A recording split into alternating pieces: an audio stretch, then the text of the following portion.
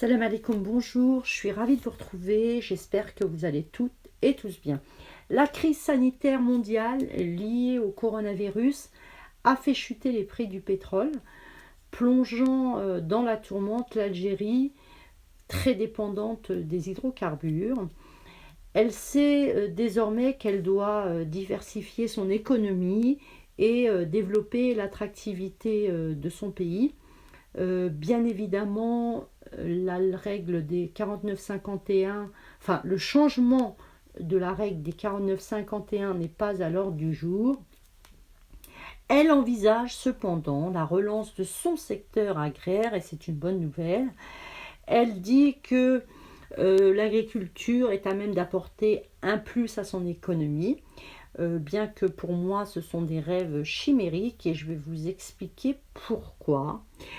Alors, l'Algérie est dans une zone aride et semi-aride. L'Algérie a des barrages de faible capacité, donc pour les remplir, elle a besoin d'intempéries de longue durée. Elle a un autre gros problème, c'est qu'elle ne traite pas ses points d'eau. Elle possède 53 stations d'épuration, 42 sont à l'arrêt depuis de nombreuses années. C'est ce qui oblige les agriculteurs algériens à utiliser des eaux usées.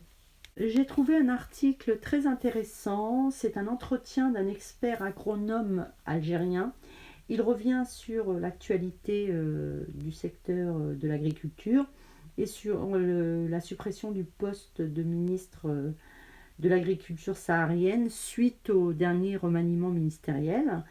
Je n'oublierai pas de mettre le lien de cet article dans ma description et je posterai également cet article dans ma communauté.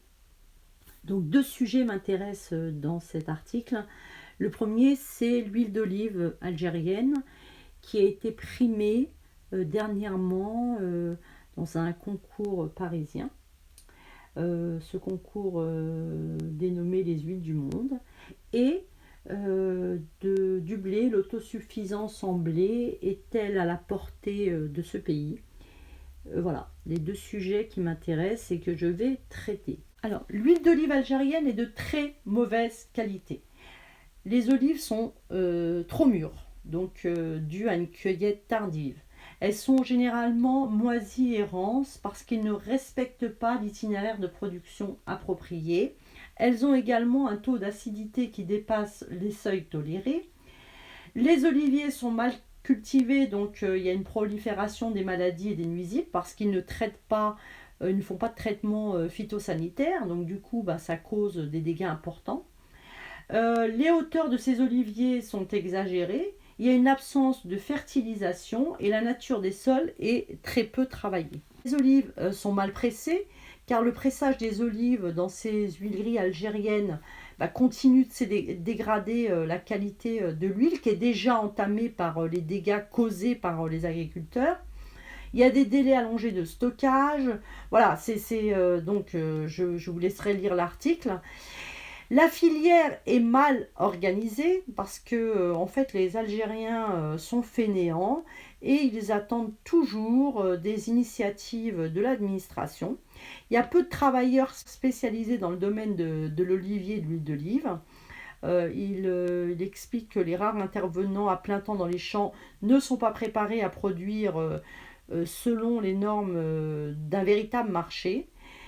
Et que la culture de l'olivier en fait et la production de l'huile d'olive est à l'image des autres filières agricoles de l'Algérie.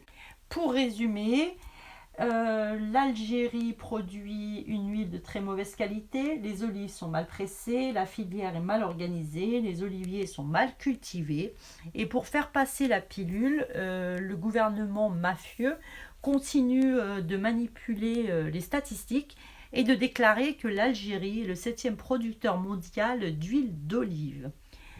Récemment, 4 marques d'huile d'olive algérienne ont été primées lors d'un concours international organisé à Paris. Qu'est-ce que représente, selon vous, cette reconnaissance internationale pour l'huile d'olive algérienne? Cette question a été posée à l'expert agronome. Accrochez-vous, voici sa réponse. Alors il explique que le tapage médiatique fait autour de ces distinctions est un brouhaha inutile du fait de la confusion qui a entaché cet événement. Il explique en fait que ce concours, la VPA France, est là pour promouvoir des produits marginalisés. Et en fait, ce concours permet à des marchés de niche, à des petits producteurs de café, de thé, d'huile d'olive, de se faire connaître. Ce 18e concours, dénommé les huiles du monde, est donc dédié à des produits peu connus par rapport à leur aspect organoleptique et qu'il ne faut pas confondre avec le concours international d'huile d'olive vierge extra Mario Solins du prix de la qualité, organisé par le Conseil oléicole international, dont les conditions de participation sont très draconiennes, qui ne permettent pas pour l'instant aux Algériens d'y prendre part.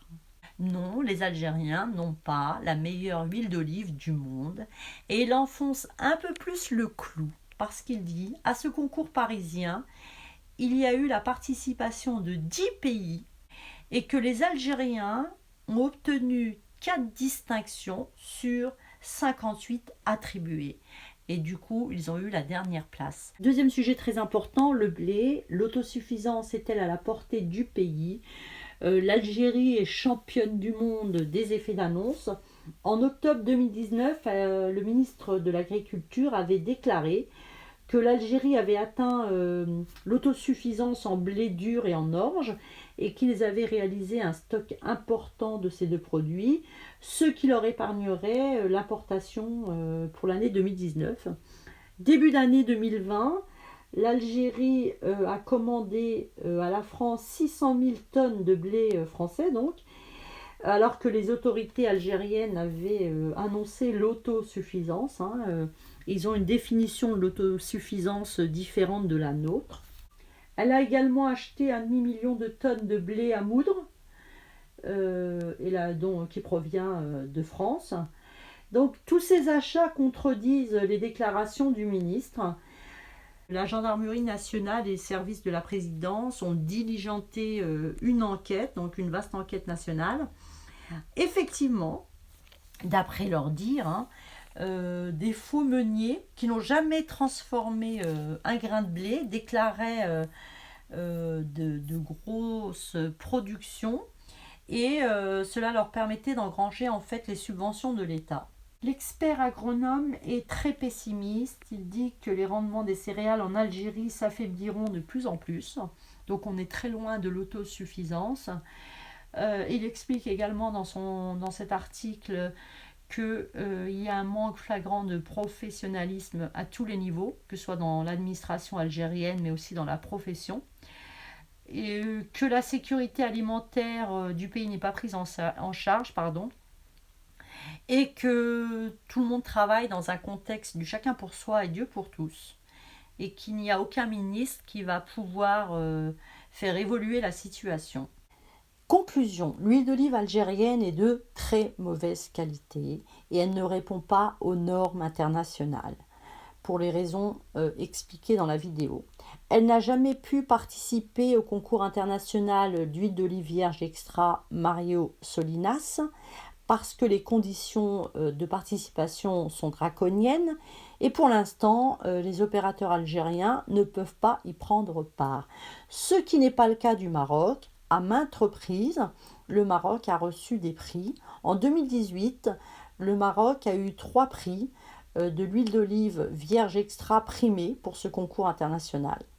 Contrairement aux déclarations du régime mafieux, l'Algérie s'éloigne un peu plus de l'autosuffisance alimentaire.